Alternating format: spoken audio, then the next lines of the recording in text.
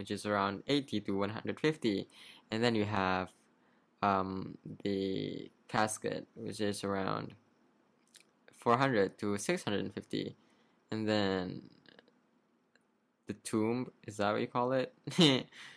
It's around 100 to 14,000, and that is if you're, you know, feeling lavish even after you're dead. Like, what's the point? But some people, I guess.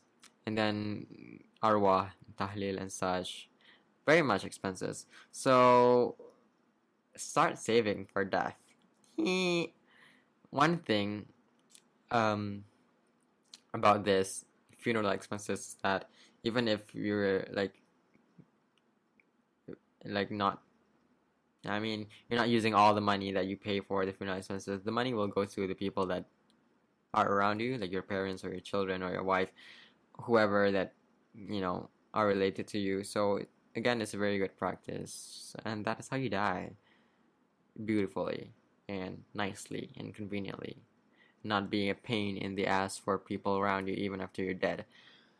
I don't know. Well, maybe what I'm saying is not true, but this is just from an article that I read. This is in Malaysia, obviously. So if you're not from Malaysia, which I doubt, I don't think my demographic would go international. Yeah, probably do some research before you die. Because I think, you ever heard about the stories where people like kind of sense their death before they die? Like, I heard a lot of stories.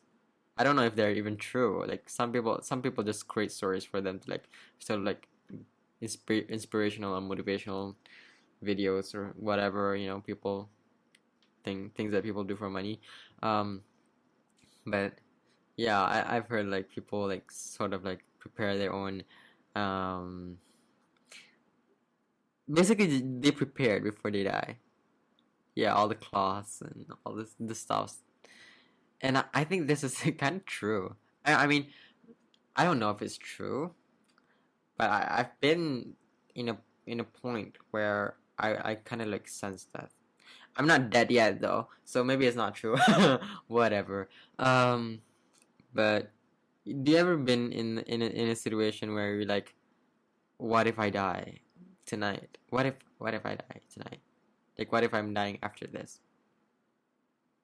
Like, it's just a question, and then that question just doesn't just like hits you mentally. It kind of gives you this adrenaline rush, and you start like quivering or like, I don't know, shaking, because you kind of feel it, like the urge, like someone's coming to take your soul.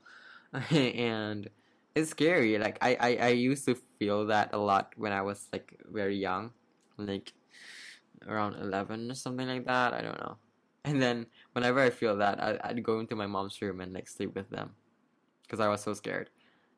And it was very, I don't know, the next day I wake up and like, oh, I'm still alive, you know.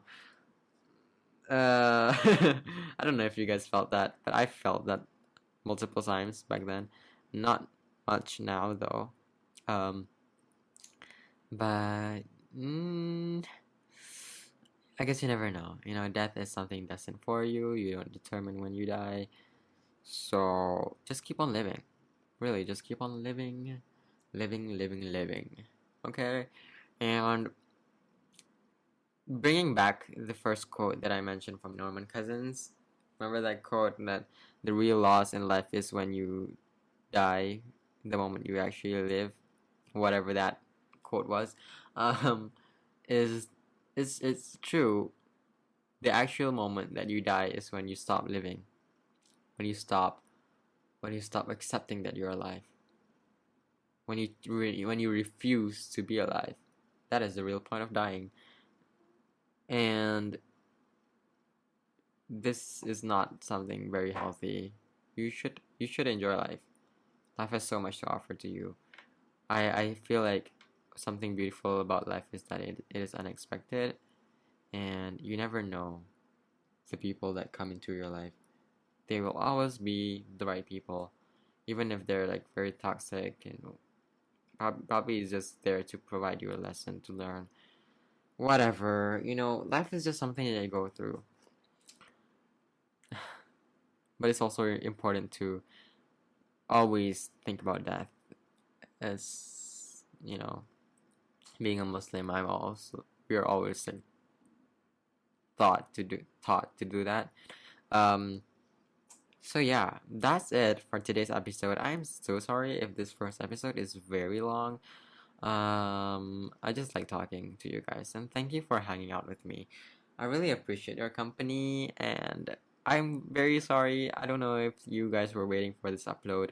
It's kind of late, and I am, as you can, I don't know if you heard the azan just now, but I was like start recording after Maghrib, and now it's after Isha. So I really wish to see you guys again, or listen from you guys again, or talk to you guys again, whatever. Yeah, goodbye, and I love you guys very much. Don't forget to interact with me on my podcast Twitter account. That is pseudo pseudo_sloth, or the name above it is my tits podcast. I just recently found that it's kind of hard to find it on Twitter because it's very like nobody it has very little followers, so probably consider searching at the latest section. That's where you can find it. At least that was where I found it. So yeah, see you guys again. Interact with me, leave a review or something. I love you guys so much. Bye bye.